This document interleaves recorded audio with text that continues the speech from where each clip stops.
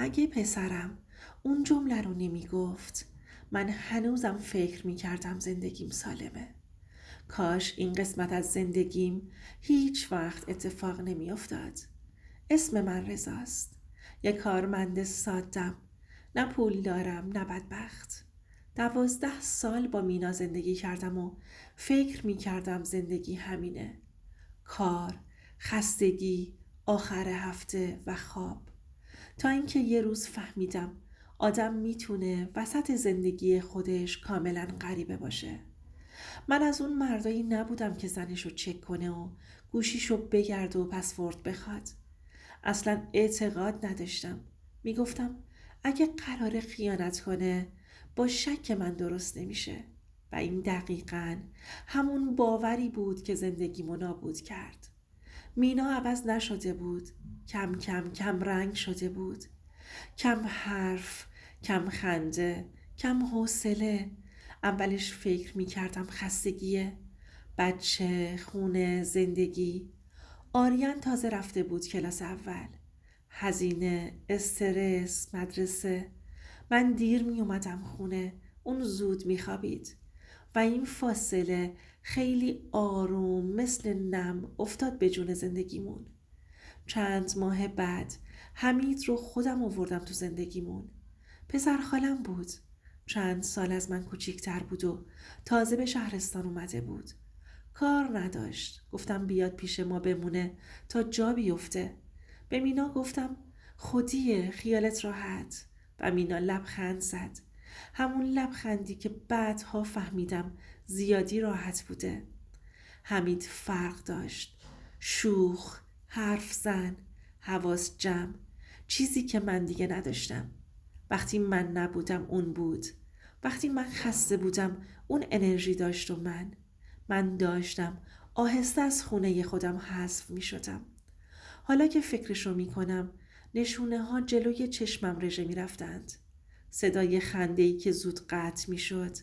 اتاقی که درش بسته می شد. نگاه هایی که از من فرار می کرد. ولی آدم وقتی نمی خواد بفهمه هیچی رو نمی فهمه. اینجاشو تا حالا به هیچ کس نگفتم. حتی نزدیکترین دوستم. آریان همه چی رو می دید. بچه ها تیزتر از ما هستند. ولی ما فکر می کنیم نمی فهمن. یه بار گفت بابا چرا عمو حمید همیشه میاد؟ خندیدم و گفتم پسر خالمه، مثل یه دوستیم. ولی نگاهش، اون نگاه، یه چیزی تو خودش داشت. تا اون شب لعنتی مثل همیشه رسیدم خونه. لباسم رو عوض کردم. نشستم کنار آریان و گفتم بابا امروز مدرسه چطور بود؟ یه مکس کرد. یه مکس خیلی کوتاه. بعد گفت مامان گفته یه چیزی رو بهت نگم.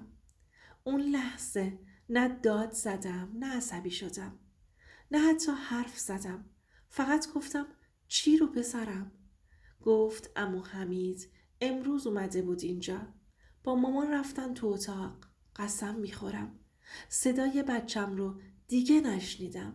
تصویرها جلوی چشام یهو تار شدن. یه چیزی تو سینم شکست که هنوز صدای خورد شدنش میاد. مینا از آشپزخونه اومد بیرون. نگاه منو دید، همه چی رو فهمید. قبل از اینکه حتی یک کلمه بگم، از اونجا به بعدش من دیگه همون آدم قبلی نیستم.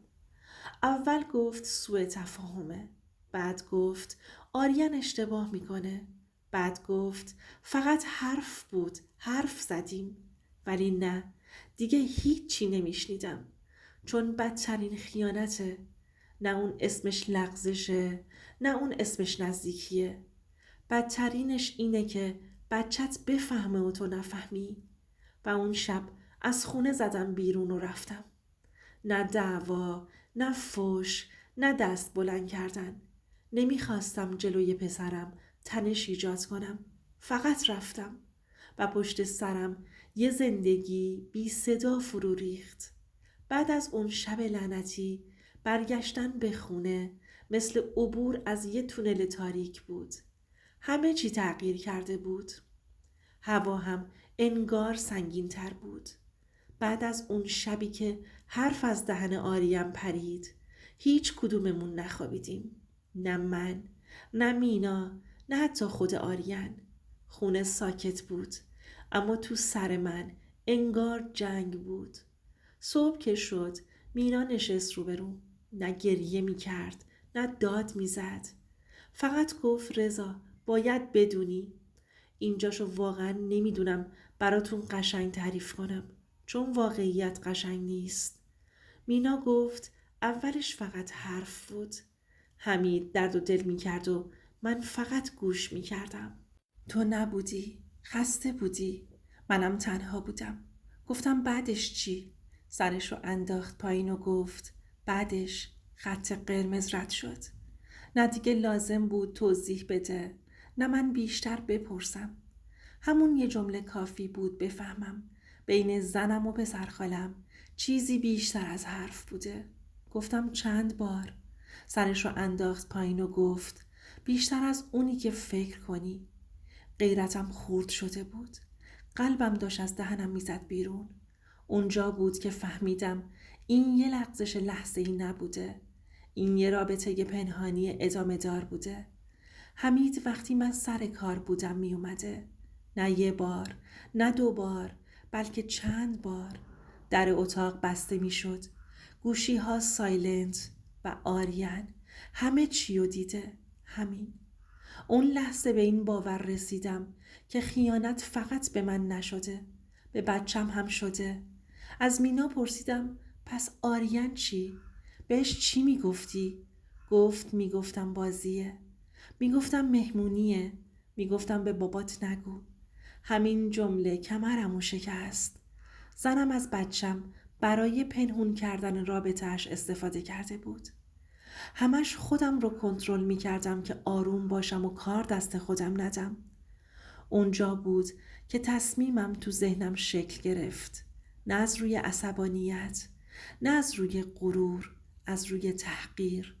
خیلی آروم بهش گفتم مینا من دیگه نمیتونم کنارت زندگی کنم.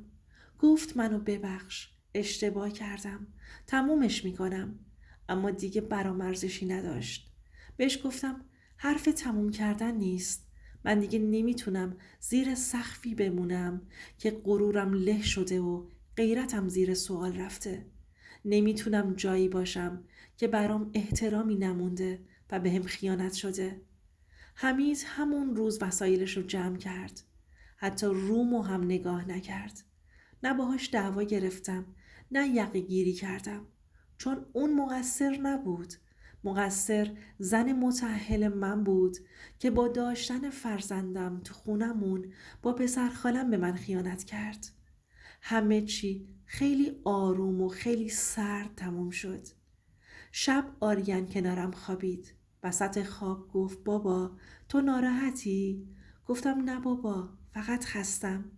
ولی حقیقت این بود که من دیگه پدر سابق نبودم. فکر می کردم تصمیم آخر داستانمه، ولی تازه اولش بود. بعد از رفتن حمید خونه دیگه خونه نبود. نه چون ساکت شده بود، نه چون مینا کمتر حرف می زد، بلکه چون اعتماد مرده بود و خونه ای که اعتماد توش بمیره هر چقدر هم شلوغ باشه قبرستونه. چند شب بعد نشستم روبروی مینا، نه برای دعوا، نه برای بحث، برای تموم کردن.